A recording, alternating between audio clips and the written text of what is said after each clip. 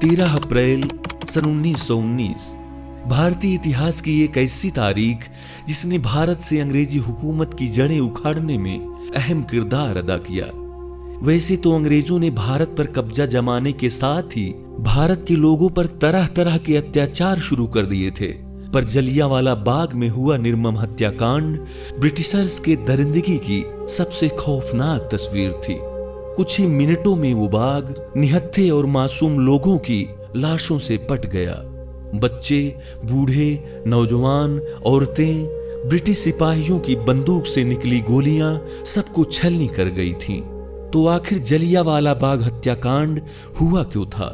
क्या वजह थी कि इतनी बड़ी तादाद में बेगुनाह लोगों को मार दिया गया था? इस वीडियो में जानेंगे हम जलियांवाला बाग हत्याकांड की पूरी कहानी। बस आप हमारे साथ वीडियो के आखिर तक बने रहिए।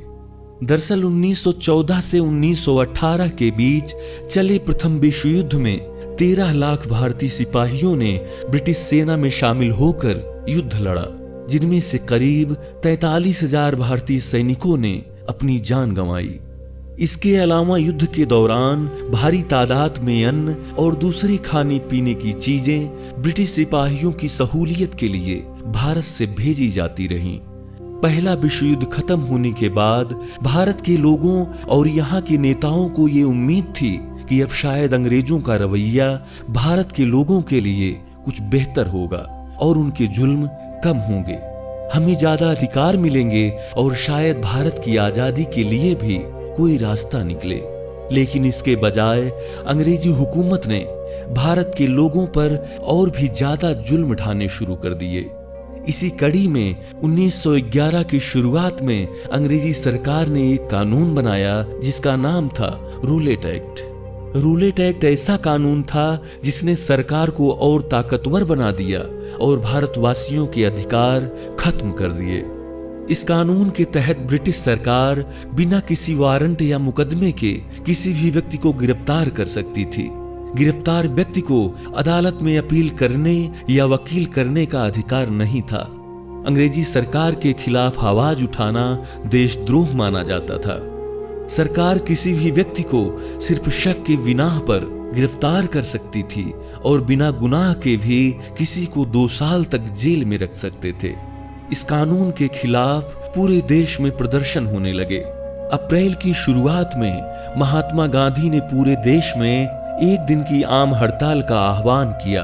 उसी दौरान पंजाब के 2 बड़े नेता सैफुद्दीन और डॉक्टर सत्यपाल को गिरफ्तार कर लिया गया। अमृतसर में जब यह खबर फैली तो लोग उग्र हो गए और जगह जगह हिंसक प्रदर्शन होने लगे।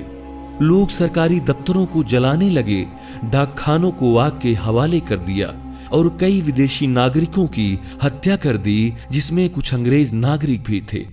इधर पंजाब के बिगड़ते हुए हालात को देखकर रेजिनाल्ड एडवर्ड हैरी डायर को कानून व्यवस्था बहाल करने का काम सौंपा गया। अमृतसर में मार्शल लॉ लगा दिया गया, जिससे एक जगह पर 2 से ज्यादा लोग इकट्ठे ना हो सकें। इन सब वजहों से अंग्रेजों के खिलाफ लोगों का गुस्सा बढ़ता ही जा रहा था। इधर अगले 2 दिनों में यानी 13 अप्रैल को बैसाखी का त्योहार था। इसलिए पंजाब के कुछ बड़े नेताओं ने यह फैसला लिया कि 13 अप्रैल को हम स्वर्ण मंदिर से थोड़ी दूर पर मौजूद जलियांवाला बगीचे में शांतिपूर्ण धरना देंगे। 13 अप्रैल की दोपहर को कम से कम 10,000 पुरुषों, महिलाओं और बच्चों की भीड़ इकट्ठा हुई। उनमें आंदोलनकारी और कुछ लोग ऐसे भी थे जो बैसाखी पर स्वर्ण मंदिर के बगल उस बाग में घूमने आए थे। जलियांवाला बाग चारों तरफ से 10 फीट ऊंची दीवार से घिरा हुआ था, जिसमें आने जाने का सिर्फ एक रास्ता था और उस बाग में एक कुआं भी था। दोपहर से धीरे धीरे शाम हो चली और फिर शाम के लगभग 5:30 बजे ब्रिटिश सेना की 2 गाड़ियां अमृतसर की सड़कों से होते हुए जलियांवाला बाग के सामने जाकर खड़ी हुईं। इनमें से एक गाड़ी में जनरल डायर अपने एक सहयोगी और 2 अंगरक्षकों के साथ मौजूद था। डायर और उसके सैनिकों ने पहुंचते ही सबसे पहले निकलने का रास्ता बंद कर दिया और उसके बाद डायर ने पहुंचने के 1 मिनट के भीतर बिना किसी चेतावनी के सिपाहियों को गोली चलाने का आदेश दे दिया। उस वक्त बाग में कई हजार लोगों की भीड़ थी। सिपाहियों ने लोगों को निशाना बनाते हुए फायरिंग शुरू कर दी। राइफल से निकली गोलियां वहां मौजूद महिलाओं, बच्चों और बूढ़ों सबको छलनी करने लगीं। देखते ही देखते भगदड़ मच गई। बहुत से लोग भगदड़ में दबकर मर गए। कई जगह एक के ऊपर एक 10 से 12 शवों का अंबार लग गया। बाग में एक कुआं था। गोलीबारी के दौरान कई लोग कुएं में भी कूद गए। इतिहासकार बताते हैं कि कई बार गोलियां चलनी बंद होती तो इसलिए क्योंकि सिपाहियों को अपनी राइफलें फिर से लोड करनी होती थीं। डायर खुद दौड़ दौड़कर उस तरफ फायरिंग करने का हुक्म दे रहा था जहां ज्यादा लोग इकट्ठे हो रहे थे। जब गोली चलनी शुरू हुई तो ऐसा लगा पूरी भीड़ जमीन पर बिछ गई है। सैनिकों ने तकरीबन 10 मिनट तक लगातार फायरिंग की, जिसमें 1650 राउंड गोलियां चलाईं। लोग बदहवास इधर उधर भाग रहे थे। इस कत्लेआम में हजारों लोग मारे गए और उससे कहीं ज्यादा घायल हुए। लेकिन आधिकारिक रिपोर्ट के अनुसार 379 लोग मारे गए और 1200 से अधिक लोग घायल हुए थे। गोलीबारी बंद करने के बाद डायर और उसके सिपाही मृतकों और घायलों को उसी हालत में छोड़कर वहां से चले गए। इधर जलियांवाला बाग में चीख पुकार मची हुई थी। कोई अपने बच्चे की लाश गोद में लिए जोर जोर से चीख रहा था तो कोई घायल अवस्था में बाहर निकलने के लिए बदहवास रास्ते की तरफ दौड़ रहा था। मैदान में सारी रात बत्तियां नजर आ रही थीं। लोग वहां आकर लाशों की ढेर में अपनों को तलाश रहे थे। कुछ लोग प्यास से तड़प रहे थे और पानी पानी चिल्ला रहे थे। इसी तरह लोग रात भर रिश्तेदारों और घर वालों को ढूंढते रहे। सुबह होते ही चील और आवारा कुत्ते वहां आकर मंडराने लगे, जो मरे और घायल लोगों का मांस नोच कर खा रहे थे। ऐसा खौफनाक मंजर लोगों ने आज तक नहीं देखा था। अंतिम संस्कार या दफन करने के लिए कितने लोगों की लाशें पहचान में ही नहीं आई, उन्हें ऐसे ही जला दिया गया। कुछ लोग तो इस डर से अपनों की पहचान नहीं बता रहे थे क्योंकि उसके बाद घर में बचे हुए लोगों के साथ भी अंग्रेज बहुत बुरा सुलूक करेंगे।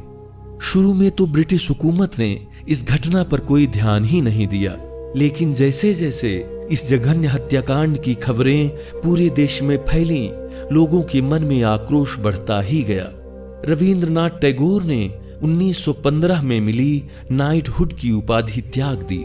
देश में बड़े पैमाने पर आंदोलन शुरू हो गए। आखिरकार सरकार ने घटना की जांच के लिए हंटर आयोग का गठन किया, जिसने जनरल डायर की निंदा की और उसे सेना से इस्तीफा देने का आदेश दे दिया।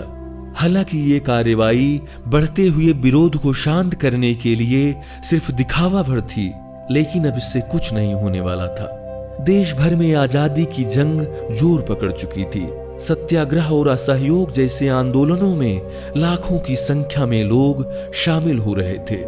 लोगों के भारी विरोध और असंतोष को देखकर धीरे धीरे अंग्रेजों को समझ में आ गया था कि अब यहाँ सत्ता में रह पाना मुमकिन नहीं है, और इस हत्याकांड के ठीक 28 साल बाद अंग्रेजों को भारत छोड़कर जाना पड़ा।